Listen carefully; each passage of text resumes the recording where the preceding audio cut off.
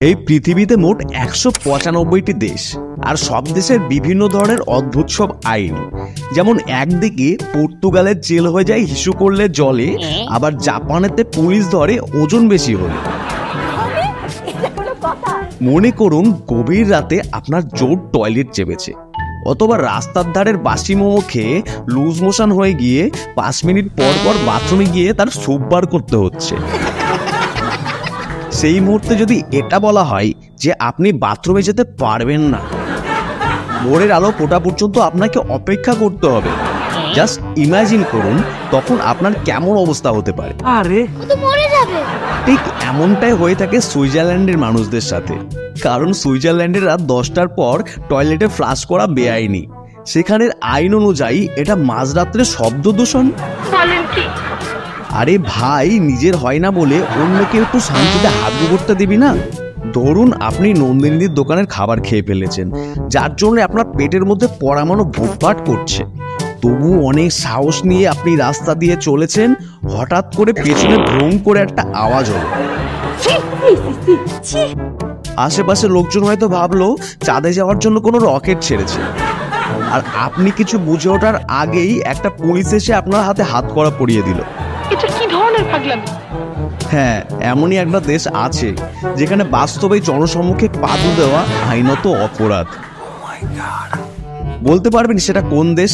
আমি স্যার উত্তরটা জানি, বলবো স্যার? আচ্ছা বলো দেখি। জানি না, আমার সঙ্গে ফাজলামি করবেন না। আমেরিকার নাম শুনলে অনেক বাঙালি বলে ওঠে Oh my God!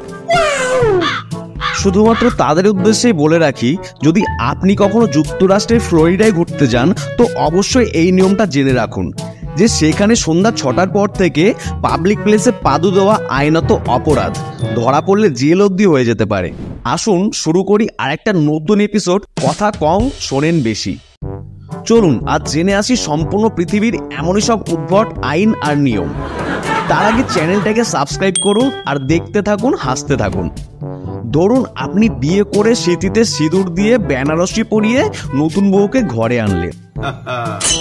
পরদিন সকালে উঠে শুনলেন পাশের বাড়ির কাকুর সাথে আপনার সুন্দরী বউ পালিয়ে গেছে। আমি বিশ্বাস করি না। হায় হায় হায় হায় হায়, আপনার বুকের ভেতরটা ফেটে চৌচির হয়ে গেল। আপনি মুখ গোমড়া করে থাকতে পারবেন না, কারণ ইতালির মিলান শহরে এমনই একটা অদ্ভুত আইন রয়েছে যে সেখানে মানুষদের সবসময় হাসি মুখে থাকতে হবে, তাতে যাই হয়ে যাক না কেন। সকালে হাগু হচ্ছে না, টাইট হয়ে গিয়েছে, হাসতে হবে। রাস্তা দিয়ে হাঁটার সময় একটা পিচ্চি কাক ওপর থেকে আপনার মাথায় পটি করে দিয়ে চলে গেছে, হাসতে হবে। একটা কাঠ পিঁপড়ে আপনার প্যান্টের মধ্যে ঢুকে কোনো গোপন জায়গায় কুটুস করে কামড়ে দিলেও আপনাকে হাসতে হবে। তবে কেউ মারা গেলে বা হাসপাতালে রোগী দেখার সময় ছাড় রয়েছে, কিন্তু অন্য সময় গোমড়া মুখে থাকলে রীতিমতো মোটা অঙ্কের জরিমানা দিতে হবে।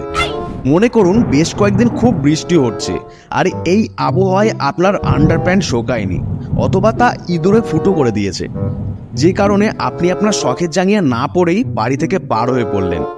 তবে যদি এই অপরাধে মামারা আপনাকে ধরে লকআপে ঢুকিয়ে দেয়, তাহলে আমাকে দোষ দেবেন না, কারণ সত্যি সত্যি থাইল্যান্ডে এমনই একটা আইন রয়েছে যেখানে আপনি জাঙ্গিয়া বা অন্তর্বাস না পরে বাড়ি থেকে বার হতে পারবেন না। ভাবুন কি অবস্থা। সব থেকে বড় কথা হলো, কেউ যে জাঙ্গিয়া পরেনি এটা পুলিশ জানবে কি করে? এর কোনো অ্যান্সার জানা থাকলে অবশ্যই আমাকে কমেন্টে জানান। তবে আর যাই বলুন ভাই, ভবিষ্যৎ সুরক্ষা রাখার দিক থেকে থাইল্যান্ড তাহলে অনেকটা এগিয়ে আছে। তবে প্রসঙ্গ যেখানে অদ্ভুত আইনের, সেখানে চায়না কেন বাদ যাবে? ঠিক বলেছো। তার কারণ চায়না এমন একটা দেশ যেখানে খাবার থেকে শুরু করে বিয়ে সবকিছুই আজব ব্যাপারে দিয়ে। চায়নাতে হাস্যকর সব খাবার নিয়ে অলরেডি একটা ভিডিও আমার চ্যানেলে রয়েছে, চাইলে আই বাটনের লিঙ্ক দেওয়া আছে, দেখে আসতে পারেন। আর আজকে আরও জেনে নিই চাইনিজদের বিয়ে নিয়ে বেশ কয়েকটি মজার নিয়ম। চীনের তুইজা গোষ্ঠীর মেয়েদেরকে বিয়ের আগে 1 মাস ধরে কাঁদতে হয়, আর এই 1 মাস প্রতিদিন নিয়ম করে মেয়েরা 1 ঘন্টা করে কাঁদে।